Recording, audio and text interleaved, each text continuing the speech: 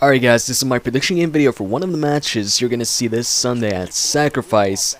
This is Jeff Hardy versus Mr. Anderson. And, the reason why this match came about was because a couple weeks back, the night after lockdown, when Bobby Roode had retained his championship, got his new haircut, he said, he beat all these guys, and then Mr. Anderson came out. He challenged Bobby Roode for a match for the championship, said he wanted to be the new #1 contender, and then Jeff Hardy comes out and says he wants to be the #1 contender. He deserves a title shot. He just beat Kurt Angle. He got screwed last time. He was against Roode. Then Anderson tells him, I was here first. They start arguing. So later on that same night, Hulk Hogan books a one-on-one match between Anderson and Jeff to determine the new #1 contender for Roode's title. But at the last second, he adds in Rob Van Dam. So it becomes a three-way match. And neither Jeff or Anderson end up winning. Instead, RVD wins the match. And then the week afterwards, you had Hulk Hogan talking to Anderson and Jeff. He had to pick. It was open fight night, I believe. Yeah, I'm pretty sure it was open fight nights. That new concept they have where once a month, somebody is gonna face off against the champions, and the champions have to be ready for that. Anyways, Hulk Hogan's talking to all these teams. He's talking to the team of Eric Young and ODB.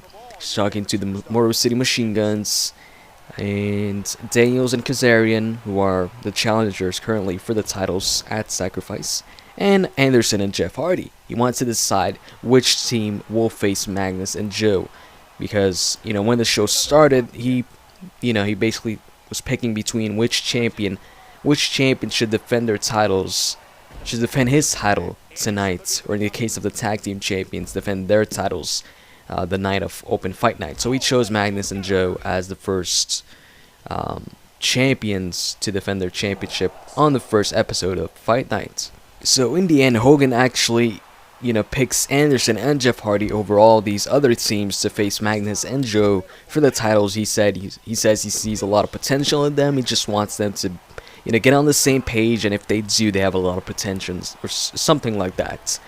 So they have that match, Magnus and Joe versus Anderson and Jeff Hardy on Impact.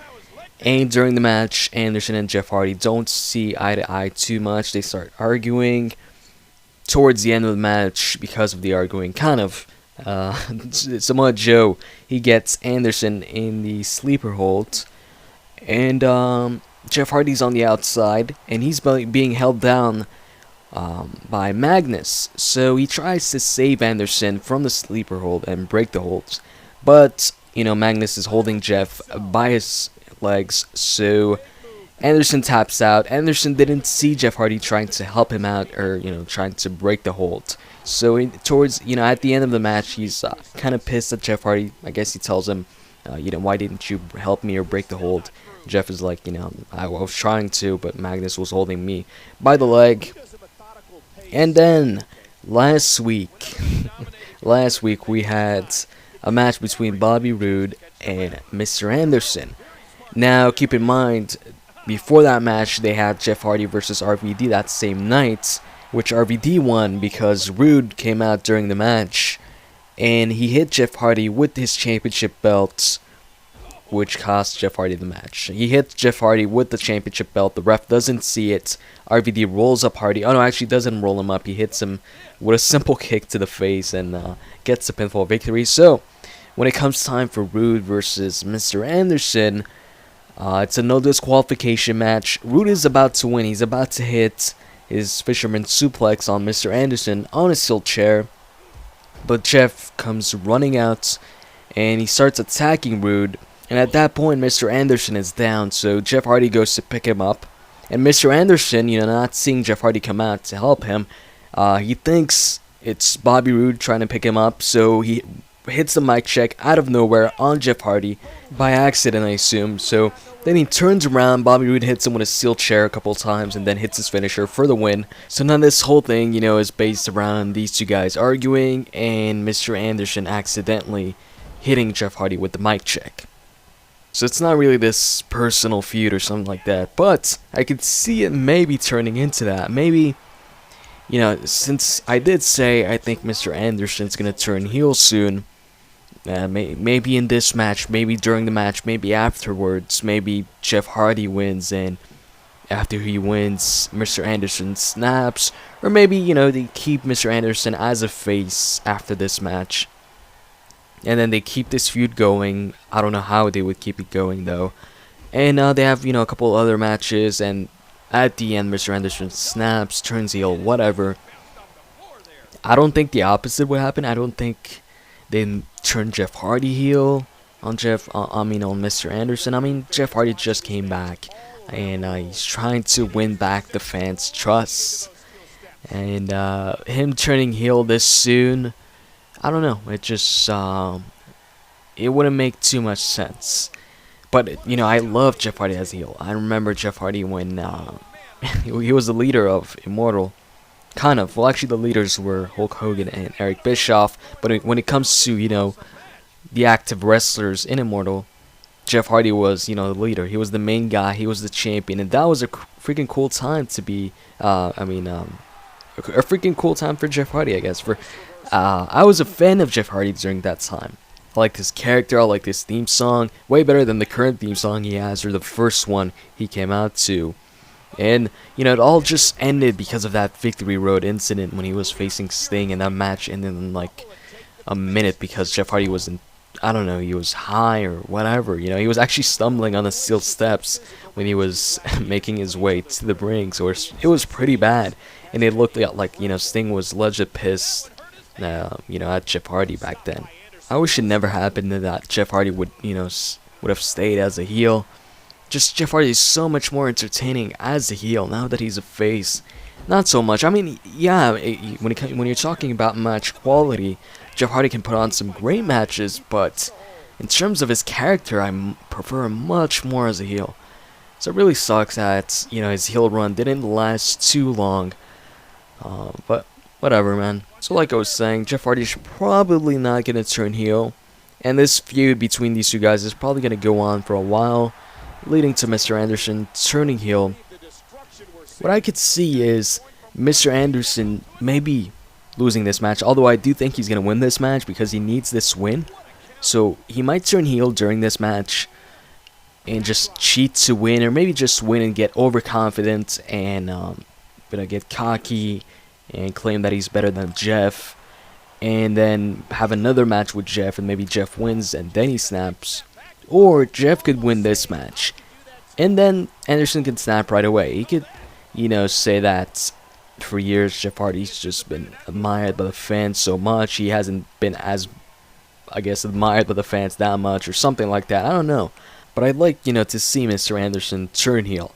If he doesn't turn heel, which is possible, it could happen, they could, keep him as a face, keep both these guys as faces, then they have this option of elevating Mr. Anderson so he could face off against Roode for the title at some point, soon before Bound for Glory, or maybe even Bound for Glory. He still hasn't gotten, a title shot against Roode, and so we haven't had a feud between these two guys. We've already seen Jeff Hardy right after AJ Styles lost his match against Roode for the title. You had Jeff Hardy as the #1 contender. So Jeff, he's had his chance, he's had his shot. Mr. Anderson, no. So if he doesn't turn heel, I'd like to see Mr. Anderson versus Bobby Roode. They could start a program.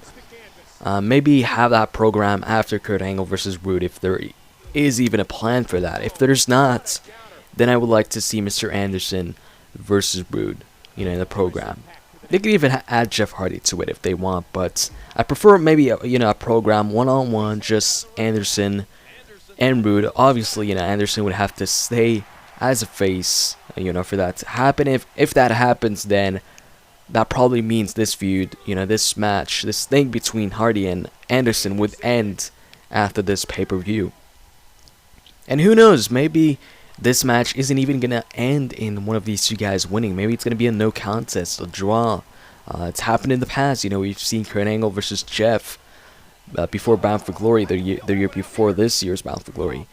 And this could end like that too, or maybe a disqualification or somebody interferes. But realistically, I don't think anybody would interfere in this match. I mean, doesn't seem like anybody on the roster has anything, against Anderson or Jeff Hardy, except for, I guess, Rude. But Rude, he's involved in a championship match himself against Rob Van Dam that night, so he's going to be busy with that. So, I see this match ending clean. I'm hoping it ends clean, just like every other match. When it comes to pay-per-view, it's a pay-per-view. It's not on free TV. So, people expect a clean finish. Well, I always say that, but that's not what I mean. Not a clean finish necessarily, but, somebody actually winning the match by pinfall or submission, not some screwy type finish like disqualification or a countout. But just, plain victory. Doesn't need to be clean. They could cheat. I don't care. I just want to see a winner. Actually, TNA does that often, screwy finishes. Like that match between Rude versus Sting. Just, like 2 months ago now. On the pay-per-view where, Sting had Rude where he wanted him. He had him in the Scorpion Deathlock. But he had set up this steel chair right behind him. So he hits the Scorpion Deathlock. And, Death Drop, not Deathlock. Death Drop is the inverted DDT, and the Deathlock is the sharpshooter. So he hits the inverted Death Drop on Bobby Roode, and the chair was right behind Sting, so Sting's head hits the steel chair. So Bobby Roode took advantage of that and pinned Sting just like that for the victory. So he won by a complete fluke, And then, you had James Storm versus Roode at Lockdown, where you had James Storm hitting the super kick for the first time, and then Rude kind of rolls over. He rolls next to the steel cage, right in front of the steel cage door. Then once he gets up again, Storm hits another super kick on him, and that causes Rude to fly out of the steel cage, and his, both his feet touch the floor, obviously, and because of that, he wins in that fashion.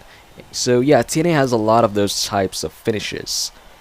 But I'm not gonna be too worried about seeing a finish like that in this match, in this Jeff Hardy versus Anderson match, for the simple fact that when they have those types of finishes, it usually is, in the main event, in the title match. This isn't a title match. It's probably gonna be maybe the opening match or in the middle.